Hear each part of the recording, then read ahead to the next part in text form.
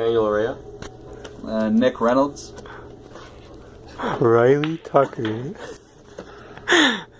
Are you guys ready? Point of the... For reference, this is like the 4th time he's done it, and he wants to be done. Alright, these are thoroughly mixed up. So we'll start by just arbitrarily picking our pivot, which is the last element in the array. What do each of the arrows mean? That's a good thing that I should probably explain. The black arrow is the pivot. The red arrow is the smallest index, and the blue arrow is the current element that we're dealing with. So we'll start by putting the pivot at the last element of the array, and the smallest index at the first element, and the current element pointer at the first element. So since our current element is greater than the pivot, we move on to the next number. Since 7 is also greater than the pivot, we move on again. But now since 3 is less than the pivot, we swap it with our smallest index, and then move smallest index forward, and move current element forward. 8 is larger than 4, and 6 is larger than 4, so we move on for both of those. 2 is less than 4, so we swap it with 7. Move the index forward, move current element forward. 1 is less than 4, so we repeat the process. Move that forward, move this forward. 9 is greater than 4, move current element forward. And now when the current element reaches the pivot, it swaps places with our smallest index. And we'll just slide this down to indicate that it's in the right place. And we need to sort this partition. So we'll make the last element our pivot, the first element our smallest index. We start 3 is greater than our pivot, so we move current element forward. 2 is greater than our pivot, so we move current element forward.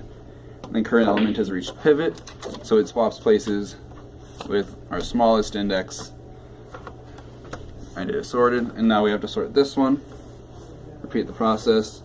Pivot at the last element. Wouldn't you put down the pivot? Yeah, one move. Oh, there. yeah, 1 was the pivot. I'm sorry. Thank you, Dan. So now 3 is our pivot, and 2 is our smallest index. And we point current element at our smallest index.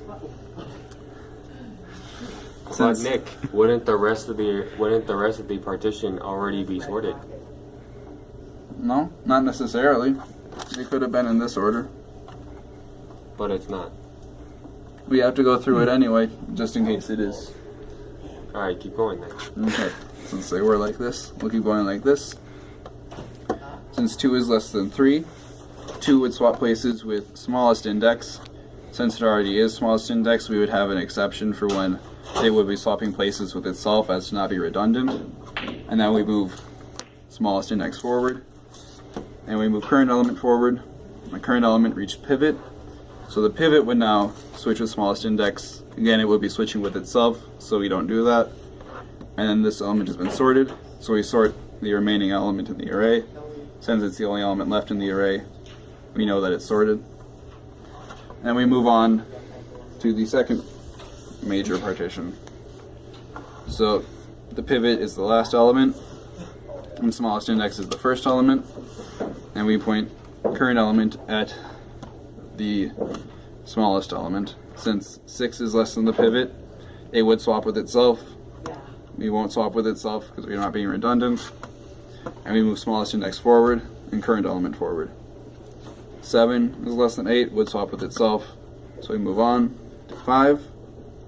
Same thing. Move to 9. 9 is greater than 8. So we just move on like normal, but we don't move the smallest index this time. Pivot and current element are pointing to the same number, so it swaps place with smallest index. And the pivot's been sorted. And now we'll sort the smaller of the two. Point these two. 6. Current element is 6. 6 is less than 5, so we move on. 7 is less than 5, so we move on. Wait, you mean greater than? Greater than. Sorry. I'm tired. We swap 5 and 6. Because 6 is the smallest element and 5 is the pivot. The pivot has been sorted. We sort the remaining numbers. Current element 7 is greater than the pivot 6, so we move on.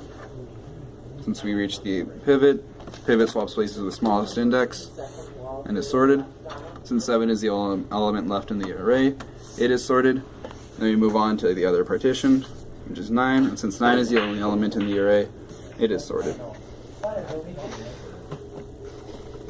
This has been the Quicksort tutorial. Yay! Follow us for more.